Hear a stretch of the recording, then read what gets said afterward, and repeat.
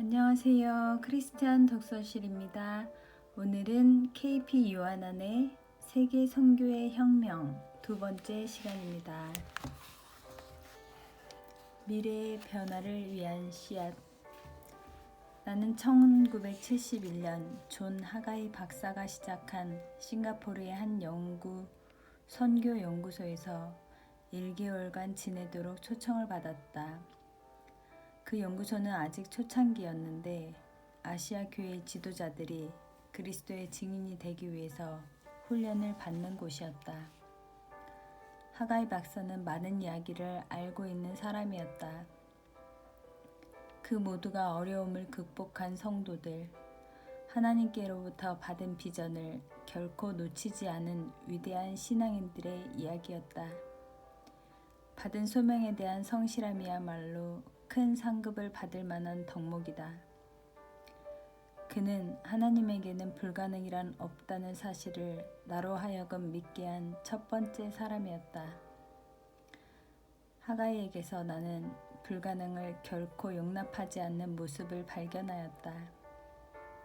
그는 모든 사물을 광범위하게 하나님의 시각으로 보았으며 죄를 용납하기를 거부하였다. 세상이 복음화되지 않았다면 그 이유가 도대체 무엇인가? 사람들이 굶주리고 있는 현실에 대해서 우리는 무엇을 할 수 있겠는가? 하가이는 세상을 있는 그대로 받아들이는 힌두교인들의 사고방식을 거부하였다. 이 세상을 변화시키는 집행자가 되기 위해서 개인적인 의무를 기꺼이 감당하려고 하는 모습을 나는 그에게서 발견하였다. 선교연구소에서 지내는 한 달의 기간이 끝나갈 무렵 존 하가이는 나에게 내가 지금껏 경험했던 것 중에서 가장 뼈아픈 자아 성찰을 하도록 도전했다. 그 고통이 너무 커서 사실 몇 년 동안 나의 마음에는 평안이 없었고 이 때문에 결국 나는 하나님의 궁극적인 뜻을 발견하고자 인도를 떠날 수밖에 없었다. 하가이의 도전은 처음에는 단순하게 여겨졌다. 그는 나에게 방에 돌아가서 남은 생애 동안 하고 싶은 가장 중요한 일 하나를 적어보라고 하였다. 그것이 자기 중심적이거나 속된 것이어서는 안 된다고 규정했다. 그리고는 한 가지 더, 그것이 반드시 하나님께 영광을 돌리는 것이어야 한다고 조건을 붙였다. 나는 그 한 문장을 쓰기 위해 방에 들어갔다.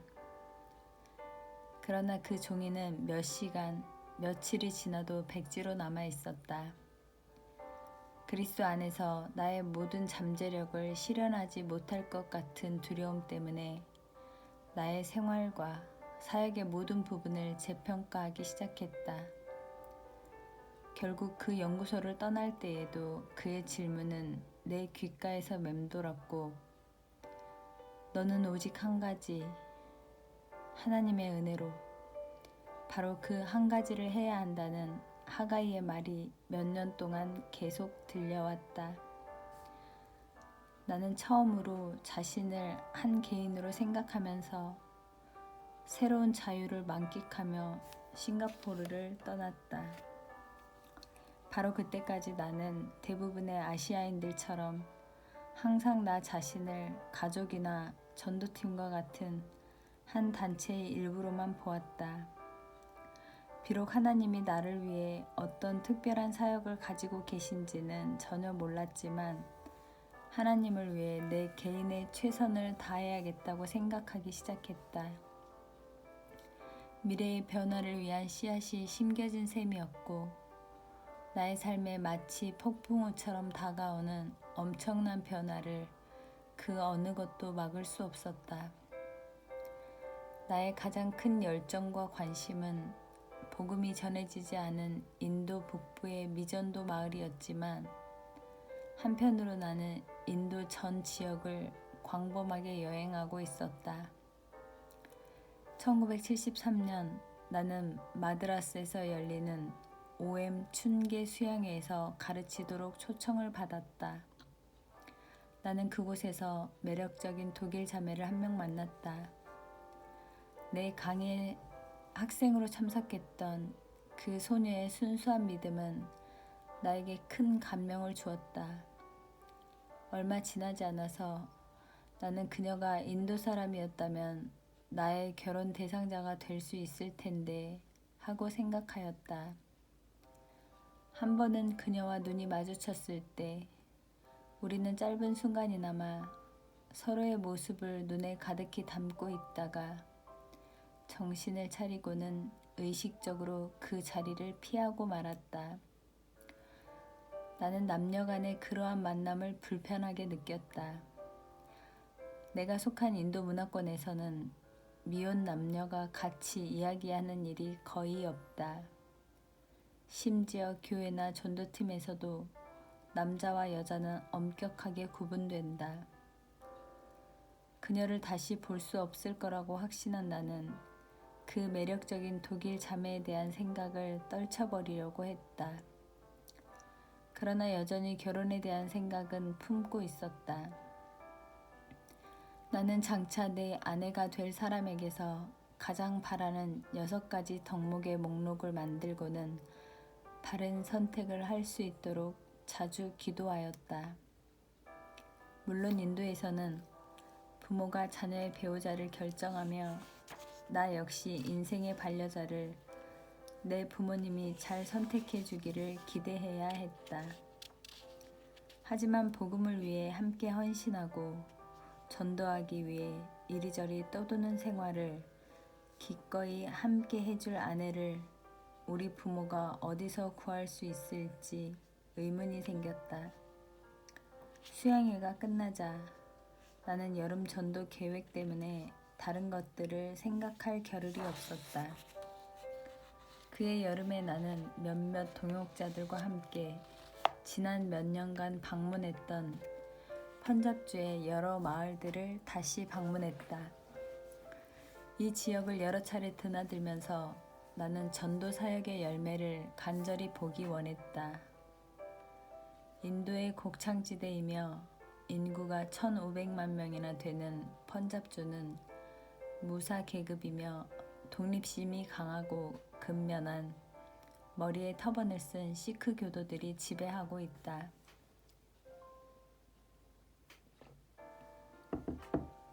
인도와 파키스탄이 분리되기 전에도 그 주에는 많은 회교도들이 있었다. 그 지역은 오늘날까지도 세계에서 가장 복음화되지 않은 소외된 지역으로 남아있다. 우리는 과거 2년 동안 그 주에 있는 수백 개의 도시와 마을들을 다니며 노방에서 전도했다. 많은 영국 선교사들이 그곳에 병원과 학교를 지었지만 지금까지 남아있는 그리스도인들은 매우 적었다. 지극히 민족주의적인 시크 교도들은 기독교가 영국의 식민지와 깊게 연관되어 있으므로 이를 완강하게 거부하였다. 나는 큰 규모의 형제팀에 속해 있었고 다른 자매팀도 같은 주의 도시인 줄런더에서 일하도록 파송되었다. 내가 이끌게 될 형제팀과 합류하기 위해 북쪽으로 가는 도중 나는 뉴델리에 있는 북인도 선교 본부를 잠시 방문하였다. 그런데 놀랍게도 그 독일 자매가 거기에 있었다. 그녀는 우리 민족의 고유 의상인 사리를 입고 있었다. 또 알게 된 사실은 그녀 역시 자매팀에 소속되어 펀잡에서 여름 기간 동안 사역할 계획이었다. 지역 감독이 내게 그녀와 함께 북쪽 줄런더까지 동행해 달라고 요청했고 우리는 같은 차에 올라탔다. 그녀의 이름이 기셀라임을 알게 되었는데 그녀를 보면 볼수록 나는 그녀에게 더욱 매료되었다. 그녀는 음식을 먹고 물을 마시며 무의식 중에 우리의 풍습과 규칙을 따르고 있었다. 우리가 나눈 짧은 대화는 영적인 문제와 인도의 잃어버린 마을들에 관한 것이었다. 나는 마침내 나의 소명과 비전을 함께 나눌 수 있는 짝을 찾았다고 즉시 깨달았다. 낭만적인 사랑은 대부분의 인도인들에게는 단지 소설책에서나 읽는 것이었다. 애정을 다룬 대범한 영화들도 인도 풍습에 적절하게 결말 맺도록 조심스럽게 다룬다. 그렇기 때문에 그녀를 향해 품은 불가능하고 금지된 사랑을 그녀에게 전하는 것은 나에게 큰 문제였다. 물론 기슬레아에게는 아무 말도 하지 않았다.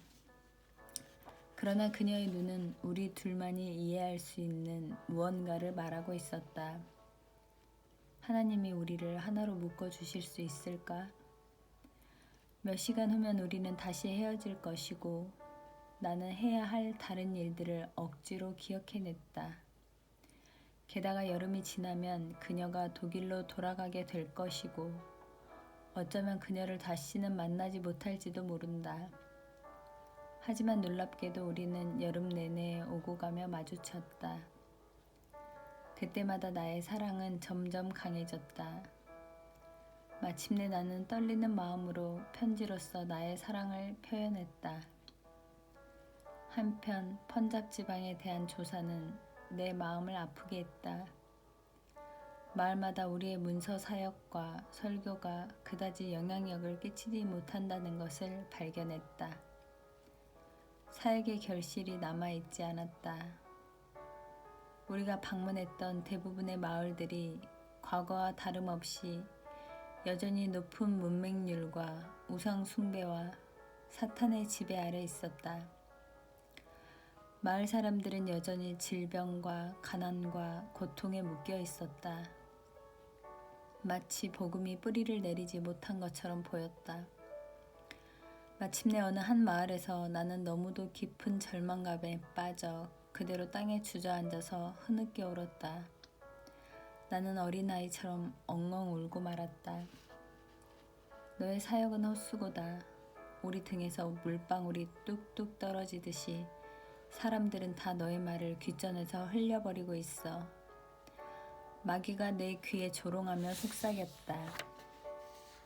나 자신이 지쳐있음을 깨닫지 못한 채 나는 무력감에 빠졌다.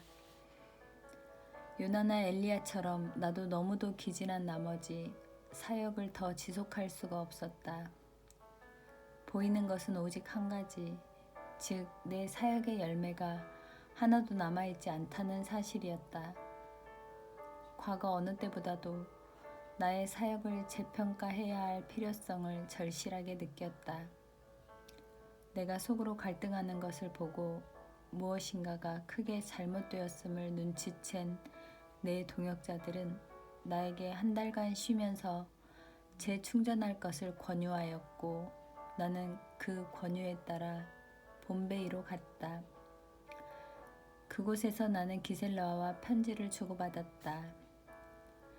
그녀는 그동안 독일로 돌아갔다. 나는 2년 동안 사역을 쉬며 공부하면서 앞으로의 사역과 결혼 문제를 위해 중대한 결정을 내리고자 결심하였다. 나는 해외에 편지를 쓰기 시작하였고 영국에 있는 성경학교에 입학하는 일에 관심을 품게 되었다. 또한 독일에 있는 교회들로부터 설교 초청을 받았다. 나는 기슬라의 가족과 유럽에서 성탄절을 보낼 계획으로 12월에 비행기표를 구입하였다. 독일에서 나는 처음으로 문화 충격을 겪었는데 이것은 나중에 지진과도 같이 크게 느껴졌다. 눈이 내리자 나를 제외한 모든 사람들이 한결같이 내가 겨울 외투와 장화를 사야 한다고 했다. 그러나 가격표를 보았을 때 나는 크게 놀라고 말았다.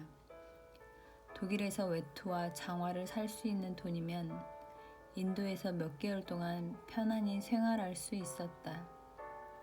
기셀라의 부모님은 믿음으로 사는 삶의 개념을 받아들이기 어려워했다.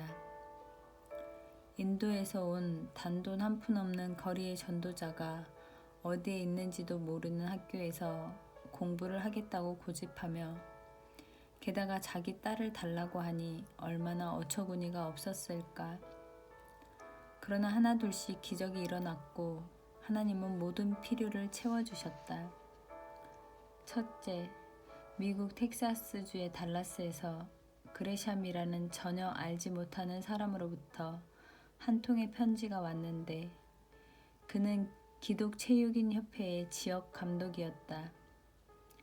그의 스코틀랜드 친구로부터 나에 관해서 듣고는 달라스에 있는 크리스웰 성경학교에서 2년 동안 공부할 수 있도록 나를 초청하였다. 나는 그의 초청에 기꺼이 응했고 가지고 있던 돈을 몽땅 털어 값싼 비정기 뉴욕행 비행기표를 예약했다. 나중에 안 사실이지만 내가 그 비행기를 타게 된 것도 하나의 기적이었다. 나는 특별한 학생 비자가 필요하다는 사실도 모른 채 반환이 불가능한 표를 샀다. 만약 비행기를 놓친다면 좌석도 비행기표도 잃어버리고 말았을 것이다.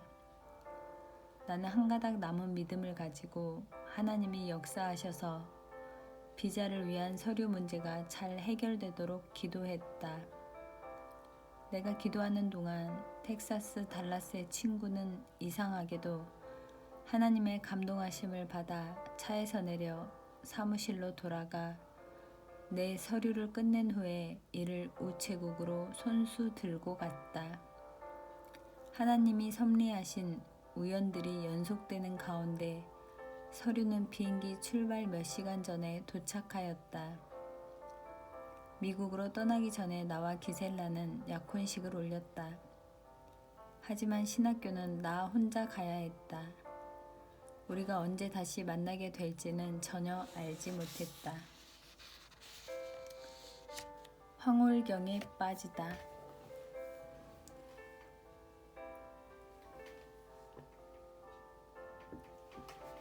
뉴욕 JFK 국제공항에서 달라스로 가는 비행기를 갈아타면서 나는 내 주위의 광경과 소음으로 온통 정신이 없었다. 유럽과 아시아에서 자란 사람들은 미국의 풍요와 번영에 대해서 귀로 듣기는 했지만 그것을 두 눈으로 확인할 때까지는 단지 동화 속의 이야기로만 생각한다.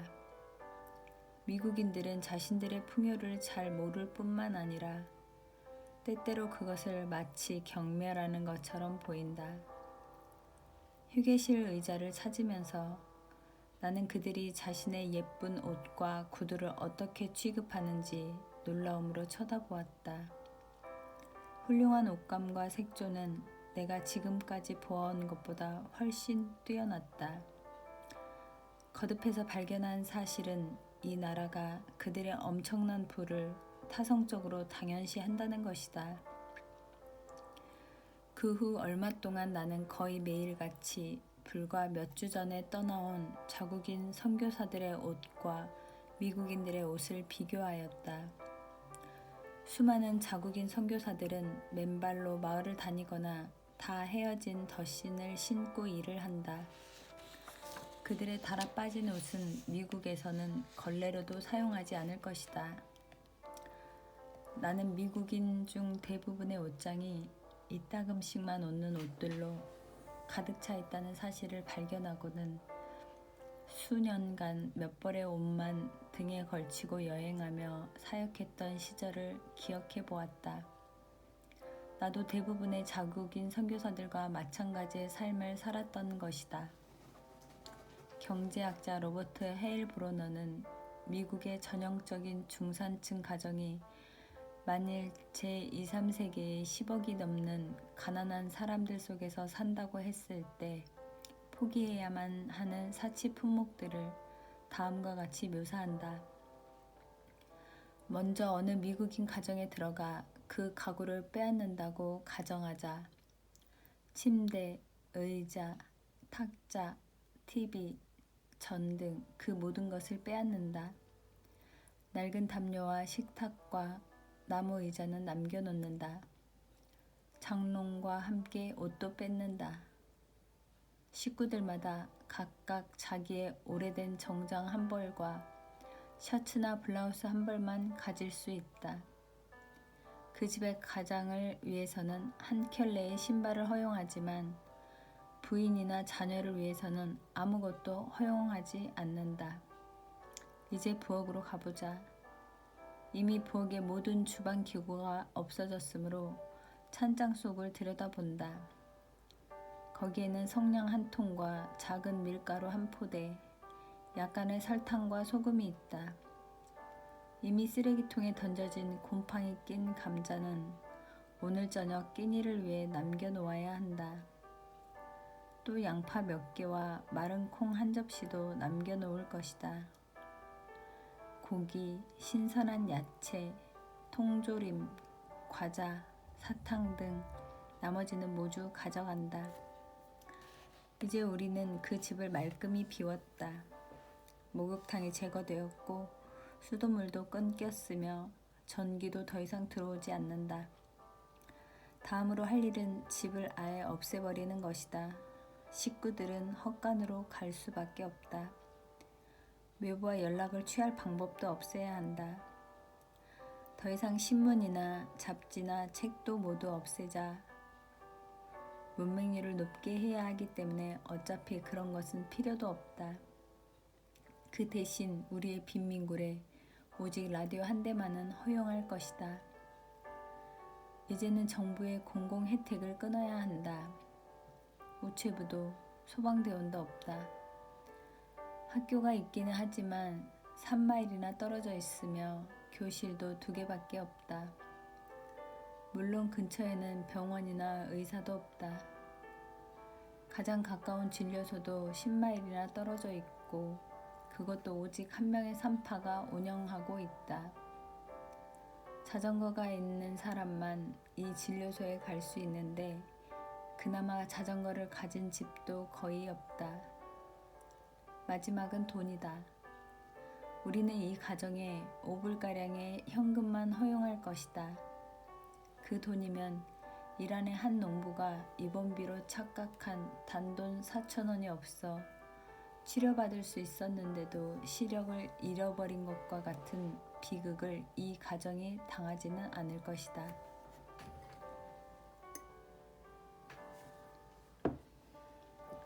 이상은 내가 살아온 곳의 생활에 대한 정확한 묘사이다.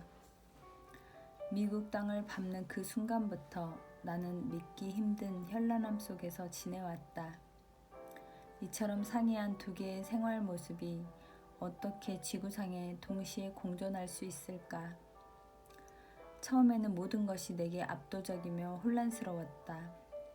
공중전화를 사용하거나 잔돈을 거스르는 등의 매우 간단한 일들조차 배워야 했을 뿐만 아니라 민감한 기독교인으로서 나는 보는 모든 것들에 대해서 언제나 영적인 평가를 내리고 있었다.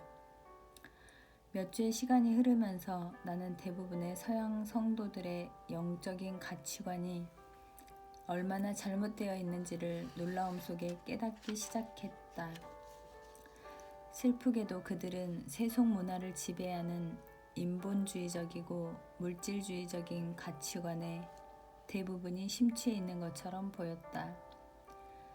나는 미국에 다가오고 있는 두려운 심판을 즉각적으로 감지하였고 하나님이 이러한 풍요를 그들에게 영원토록 베푸시지는 않을 것을 하나님의 사람들에게 경고해야 한다고 느꼈다. 그러나 메시지가 마음속에 떠오르지 않았고 그러한 죄에 대항해서 말할 수 있는 용기와 능력을 덧입으려면 몇 년이 더 걸릴 것 같았다. 한편으로 나는 미국을 여러 면에서 축소해 놓은 텍사스에서 가장 흔한 일들 때문에 충격을 받았다. 나를 접대하는 사람들은 그들이 가장 위대한 업적이라고 여기는 것들을 나에게 열심히 설명해 주었다. 그들이 거대한 교회 건물이나 고층 빌딩과 대학교들을 보여줄 때 나는 예의상 고개를 끄덕거렸다. 하지만 나는 별로 큰 인상을 받지 못했다. 나는 일찍이 암리사르의 황금신전, 타지마할, 잔시의 궁궐들, 구자라트의 바로다 대학 등을 직접 보았기 때문이다. 정작 제2, 3세기에서 온 관광객들을 놀라게 하는 것은 미국인들이 당연하게 여기는 단순한 것들이다. 하루 24시간 사용할 수 있는 깨끗한 물, 무제한의 전력, 전화, 전국을 뒤덮는 포장된 도로망 등 인도에서는 물, 전기, 전화, 대중교통이 산만하게 운영된다. 전화하는 것은 악몽이다. 장거리 전화를 걸려면 며칠씩 기다려야 했다. 그 당시만 해도 인도에는 TV가 없었지만 내가 접대한 미국인 집에는 마치 방마다 TV가 있는 듯 했고 밤낮으로 방영하고 있었다. 대중매체의 끊임없는 소음은 나를 괴롭혔다. 어떤 이유에서인지 미국인들은 항상 주변을 소음으로 채워야 하는 사람들 같았다. 듣는 사람이 아무도 없는데 차내에 라디오가 켜져 있는 것을 보았다. 왜 그들은 언제나 즐기거나 남을 즐겁게 하려고만 할까? 나는 궁금했다. 그것은 마치 아직 규명하지 못했거나 심지어 무엇인지도 알지 못하는 어떤 죄책감에서 도피하려는 것처럼 보였다. 내가 느끼기에 대부분의 미국인들은 항상 등치가 커 보였다. 미국인들은 몸집이 크기 때문에 큰 차와 큰 집과 큰 가구를 필요로 한다. 먹고 마시고 담배를 피우고 약물을 사용하는 것이 서양인들의 생활 가운데 얼마나 중요한지를 깨닫고는 깜짝 놀랐다. 심지어 성도들의 모임에서도 음식이 교제 활동의 중요한 일부였다. 물론 먹는 것 자체가 나쁜 것은 아니다. 신약 성경의 교회 생활에서도 애찬식은 하나의 중요한 부분이었다. 그러나 먹는 것도 그 정도가 지나칠 수 있다. 아이러니컬한 것은 미국인들이 음식을 위해 지출하는 비용이 상대적으로 적다는 사실이다. 1998년 조사된 미국인의 개인당 1년 평균 지출은 19,049불인데 그 중에서 1,276불은 식비로 나머지 17,773불은 다른 용도로 지출하였다. 하지만 인도에서는 개인당 평균 지출이 겨우 276불이며 그 중에서 음식비로 134불 그리고 나머지 다른 모든 용도에 고작 142불을 사용하였다. 나는 매일 이러한 현실 속에서 생활했지만 미국인들은 이러한 관점에서 생각하는데 큰 어려움을 겪는다. 내가 교회 모임에서 현지 사역자들의 고충과 필요에 대하여 말하면 종종 사람들이 감동을 받는 것처럼 보였다. 그들은 보통 헌금을 거두어서 대단히 많은 액수로 여겨지는 수표로 내게 주곤 했다. 대체적으로 친절한 그들은 모임이 끝난 후에 교회 지도자들과 함께 나를 식사에 초대하였다. 그런데 놀랍게도 음식과 교제에 사용된 돈은 그들이 방금 선교를 위해 드린 돈보다 더 많기가 일쑤였다. 그리고 나는 미국인 가정이 아시아의 한 가정이 일주일 동안 먹고도 남을 분량의 고기를 한 끼에 먹는 것을 보고 대경실색했다. 하지만 나 말고는 아무도 이것을 눈치채는 사람이 없는 것 같았고 그들이 내 설교의 의미를 깨닫지 못했음을 서서히 알게 되었다. 그들은 해외의 엄청난 필요를 이해하지 못하고 있었다. 심지어 요즘에도 나는 미국에서 여행하면서 음식을 자유롭게 주문하지 못할 때가 종종 있다. 음식의 가격을 보면서 그 동일한 금액의 돈이 인도나 미얀마, 필리핀에서는 얼마나 큰 돈일까를 생각하면 갑자기 식욕을 잃고 만다. 많은 자국인 선교사들과 그 가족들은 먹을 음식도 없이 며칠을 지낼 때가 있다. 자원해서 금식하기 때문이 아니라 쌀을 살 돈이 없기 때문이다. 이런 일은 특히 그리스도인이 아무도 없는 마을에서 새롭게 사역을 시작할 때 자주 겪는 일이다. 현지 사역자들이 당하는 비통한 어려움을 생각할 때 나는 가끔 내 앞에 놓인 후식을 먹을 수가 없다. 그런다고 굶주린 그들에게 음식을 가져다 주는 것은 아니지만 아시아의 사역자들은 굶주리고 있는데 나 혼자 먹는 즐거움을 누릴 수는 없었다. 이러한 필요는 현재 우리가 후원하고 있는 자국인 선교사 모세 파울로스 형제의 사역을 통해서 내게 더 실제적으로 다가왔다. 가난하고 무식한 수백만 명의 어부들이 아시아의 수천 개의 섬과 엄청나게 긴 해안가에 침체된 지역에 살고 있다. 그들의 집은 보통 나뭇잎으로 만든 작은 오두막이며 그들은 즐거움이라고 거의 없는 고된 노동의 단순한 생활을 살고 있다. 이러한 어부들과 그 가족들은 세상에서 가장 복음화되지 않은 사람들 가운데 속한다. 그러나 하나님은 모세 형제와 그의 가족을 부르셔서 인도 동해안에 위치한 타밀나두의 어촌에 복음을 전하게 하셨다. 그의 가정을 방문했을 때가 기억난다. 모세 형제가 그 마을을 방문하기 시작했을 때 발견한 첫 번째 사실은 그곳의 문맹률이 너무 높아서 전도지나 인쇄물을 효과적으로 사용할 수 없다는 것이었다. 그래서 환등기를 사용하려고 했지만 영사기도 없었고 또 그것을 구입할 돈도 없었다. 그래서 그는 필요한 돈을 마련할 때까지 여러 차례 병원을 다니며 자기의 피를 뽑아 팔았다. 그렇게 해서 구입한 환등기 때문에 모여드는 사람들을 보면서 그는 기뻐했다.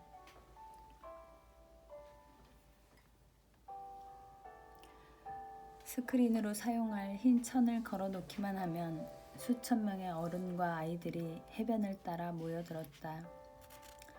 파울로스의 아내는 자동차 배터리로 작동하는 확성기를 사용해 복음 성가를 불렀으며 5살 난 아들은 지나가는 사람들에게 성경 구절을 암송하였다. 해가 떨어지면 파울로스 형제는 환등기를 보여주며 말씀을 전하기 시작했다. 수천 명의 사람들이 파도가 출렁이는 바다를 등지고 모래 위에 앉아서 몇 시간 동안 복음의 메시지에 귀를 기울였다. 마침내 떠나고자 짐을 꾸릴 때는 모래 위에 잠든 수백 명의 아이들을 밟지 않으려고 조심스럽게 걸어야 했다. 그러나 이 모든 일 배후에는 파울로스와 그의 가족이 남몰래 굶고 있었다는 슬픈 사연이 있었다.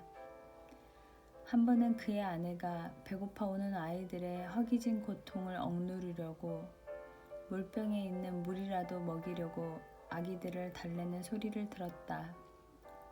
집에는 우유를 살 만한 돈조차 없었다. 음식이 없다는 사실을 이웃의 불신자들이 알게 될까봐 파울로스는 단칸방 새 집의 창문과 창문을 걸어 잠그고는 굶주린 내 아이들의 울음소리를 그들이 듣지 못하도록 했다. 한 번은 영양실조에 걸린 한 아이가 굶주린 나머지 기운을 잃고 수업 시간에 잠이 들어버린 적도 있었다. 나는 선생님이나 이웃들에게 말하기가 부끄러웠어요. 오직 하나님과 우리 자녀와 내 아내와 나만 참된 내막을 알고 있지요. 하지만 아무런 불평도 불행도 없습니다. 우리는 주님을 섬기는 일에 전적으로 만족하고 있지요. 주님을 위해서 고난을 받을 수 있는 것을 특권으로 생각할 뿐이에요. 라고 그는 말했다. 심지어 선생님이 자기 자녀들을 집중력이 없다는 이유로 꾸중해도 파울로스는 남모르는 고통을 이야기함으로써 그리스도의 이름을 부끄럽게 하지 않았다. 다행히 이때는 관대한 미국 성도들의 도움으로 즉시 그를 도와줄 수 있었다. 그러나 다른 수많은 사람들의 경우에는 상황이 이처럼 다행스럽게 끝나지는 않는다. 파울로스 형제와 같은 사람들이 굶고 지내는 것이 과연 하나님의 잘못일까? 나는 그렇게 생각하지 않는다. 하나님은 파울로스 형제의 필요뿐만 아니라 제2, 3세기의 모든 필요들을 채우기에 충분한 물질을 이미 주셨다. 그 물질은 서구 선진국들 가운데 있다. 북미의 성도들만으로도 큰 희생 없이 제2, 3세기의 교회들의 모든 필요를 채울 수 있다. 달라스에 있는 한 친구는 최근에 7,400만 불을 들여서 지은 교회 건물이 달라스에 있다고 알려주었다. 그 엄청난 액수를 생각하고 있을 때 그 친구는 그 교회에서 1분 거리 이내에 700만 불짜리 또 다른 교회 건물이 솟고 있다고 말했다. 이처럼 호화로운 교회 건물은 제2, 3세기의 시각에서 볼 때 정신 나간 행동일 뿐이다. 미국에서 건물 하나에 사용된 7,400만 불의 돈이면 인도에서는 보통 크기의 교회를 7,000개 이상 지을 수 있다. 7,400만 불의 돈은 인도의 한 주 전체나 아시아의 몇몇 작은 나라들을 복음화하는 데 충분한 액수가 될 것이다. 그러나 나는 그러한 주제에 대해서는 거의 입을 열지 않았다. 나는 한 명의 손님에 불과했다. 그런 건물들을 지은 미국인들이 내가 다녔던 학교도 지었으며 나의 수업료도 내주었다. 그럼에도 불구하고 이런 건물들이 여우도 굴이 있고 공중에 새도 거처가 있으되 오직 인자는 머리 둘 곳이 없다고 말씀하신 예수님을 예배하기 위해 지어졌다는 사실이 나를 놀라게 하였다. 아시아에서는 지금도 예수께서 집 없이 방황하고 계신다. 그분은 머리 둘 곳을 찾고 계신데 그곳은 사람의 손으로 짓지 않은 성전이다. 새롭게 거듭난 성도들은 건물을 지을 능력이 있을 때까지 주로 자기들 집에서 모인다. 비기독교 지역에서는 교회 용도로 건물을 빌리는 것이 때때로 불가능하다. 미국에서는 교회 건물들에 대한 관심이 지나치게 높은 나머지 교회가 사람들이 모이는 장소가 아니라 바로 모이는 사람들 그 자체라는 사실을 우리는 종종 잊고 만다. 그러나 교회 건축 계획과 맞서 싸우라고 하나님이 나를 부르신 것은 아니다. 교회의 낭비보다 더 내 마음을 아프게 하는 것은 이러한 노력들이 속된 사고방식을 보여준다는 사실이다. 왜 우리는 헌금의 10%만이라도 세계 복음화를 위해 드리지 못하는 것일까? 2000년에 미국의 성도들만이라도 그렇게 결단하고 헌신했다면 무려 100억 불을 복음 전도를 위해 사용할 수 있었을 것이다. 더 나아가서 만약 이 금액으로 자국인 선교를 지원했다면 우리는 큰 도시의 인구만큼 많은 선교사들의 병력을 선교지에 파송할 수 있었을 것이다.